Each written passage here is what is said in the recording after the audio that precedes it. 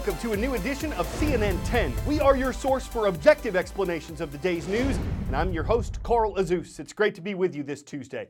The partial shutdown of the U.S. government, which has directly affected about 25% of its workforce, is now 32 days old. The previous record was 21 days. The main reason why this one's gone on so long is because Democrats and Republicans are so dug in. They've been unwilling to compromise on what they want. For President Donald Trump and other Republicans, that's $5.7 billion in funding to build a barrier between the U.S. and Mexico. For Democrats, that's a wall they don't want to be built and don't want to approve the money for. On Saturday, President Trump made a speech and an offer from the White House. In exchange for funding for the border wall or barrier, he said that people who were illegally brought into the U.S. as children would be allowed to stay for an additional 3 years without the threat of being deported, sent back to their home countries. Some others who were temporarily allowed to stay in the U.S. because of instability in their home countries were also included in the president's offer. Republican leaders say this is a reasonable and fair compromise that could end the partial government shutdown. But some other Republicans say it goes too far in helping people who are in the U.S. illegally. House Speaker Nancy Pelosi and other Democrats said the offer was unacceptable, partly because it includes proposals that Democrats have already rejected, and partly because it didn't include permanent protections for undocumented immigrants, something Democrats want. Negotiations between Republicans and Democrats have continued throughout the shutdown, but an end to it is still nowhere in sight. On Monday, President Trump and Vice President Mike Pence attended a wreath-laying service at the Martin Luther King Jr. Memorial on the National Mall. It was one of several events across America held in honor of the renowned civil rights leader on the day named after him. Martin Luther King Jr. Day is a federal holiday that was first observed in 1986. It's held on the third Monday of each January because the date is near his birthday of January 15th, 1929. Despite the fact that it's not a workday for federal staff and many other Americans, they're encouraged to make it a day on instead of a day off. The holiday was designated as a National Day of Service in 1994, with volunteering and working on community projects all part of the event. Yesterday, observances took place from Columbia, South Carolina to Memphis, Tennessee, and from San Antonio, Texas to Ebenezer Baptist Church in Atlanta, Georgia, where Dr. Martin Luther King Jr. and his father both served as pastors. For his work in civil rights, the younger Dr. King became Time Magazine's Man of the Year. He won the Nobel Peace Prize, and he was awarded the Presidential Medal of Freedom 9 years after he was assassinated in 1968.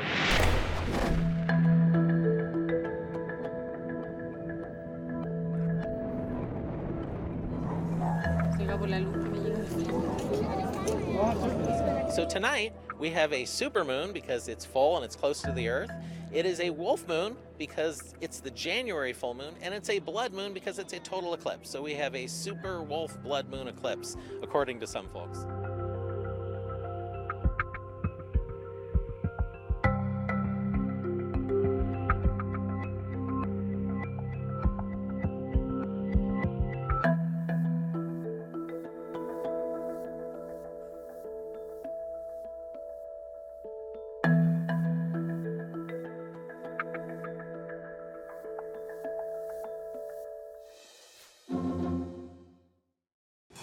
Ten-second trivia. An oyster can produce a pearl by covering a grain of sand with what substance? Nacre, acria, scarab, or carob? When a tiny intruder like a grain of sand enters an oyster, it covers it with nacre that forms a pearl. But if you like eating oysters, you're not gonna chip a tooth on a pearl. The kind that produce gems are in a different family than the kind we eat. Still, they're valuable, and not just because they're edible. Live oysters can filter 50 gallons of water a day. Their shells make great fertilizer, and the parts that restaurants throw away can be used to shore up New York City. What if I told you that over 200 years ago, some of the best oysters in the world were being harvested here? When Europeans first arrived in New York Harbor, there were oyster reefs everywhere, 200,000 acres of oyster reef. They were once a big part of the culture of New York, part of the food culture of New York. Oysters used to be sold on basically like hot dog carts. What happened to them? We ate them.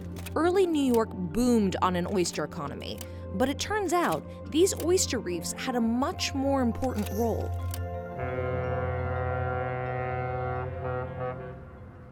We had tragedy happen in Superstorm Sandy. People lost their lives. There were waves hitting structures because this rich 3D mosaic of protective wetlands is no longer there. That's something a team of designers and engineers are trying to solve. Funded by a federal disaster relief grant and designed by Scape, a landscape architecture firm, the Living Breakwaters project is meant to safeguard part of New York City's coastline. It's a roughly 2-mile long chain of breakwaters that are designed in an ecological way to create fish habitat. It is reducing risk and the incredible wave action that was faced by communities. And a major component of the project is the small and briny oyster.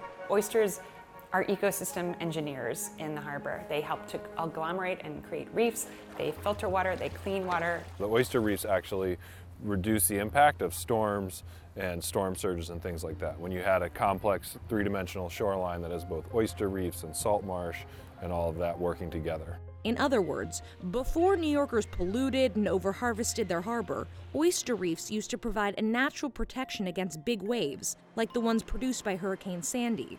Without the oyster reefs and with the whole shoreline has fundamentally changed, New York is more vulnerable to storms. That's why, since 2014, the nonprofit Billion Oyster Project has been working to restore the city's oyster reefs.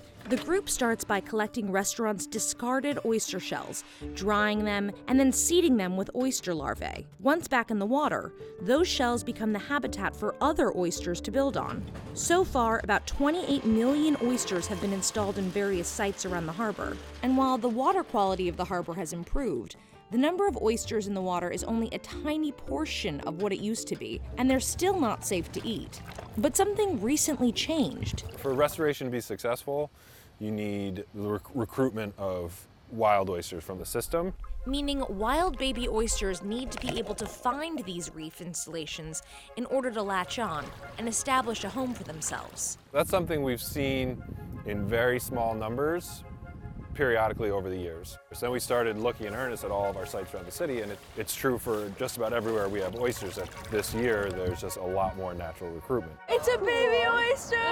Oh my wait, that's so cool! And so that's a really exciting sign. A large-scale arrival of wild baby oysters is good news for the Living Breakwaters project. Oysters are not going to keep the water out of New York, but oysters combined with breakwaters can be an integrated solution. These breakwaters are seeded with oysters, and the oysters will agglomerate on the structure, attach onto it, grow, and form their own kind of layer of complexity on top. It's also a social enterprise in the sense that we're engaging school children and teachers through the Billion Oyster Project. So these guys are basically forming a reef, right? They're building more and more structure. The Living Breakwaters project will be in construction through 2020, but rebuilding an entire ecosystem can take time. Orff thinks that by 2050, the habitat around the breakwaters will be fully revitalized. I think New Yorkers need to get into this new paradigm of being a coastal city again, living with water, embracing our watery context, not fortifying ourselves off, but understanding what it means to live with this kind of risk and really preparing for it and being smart about it.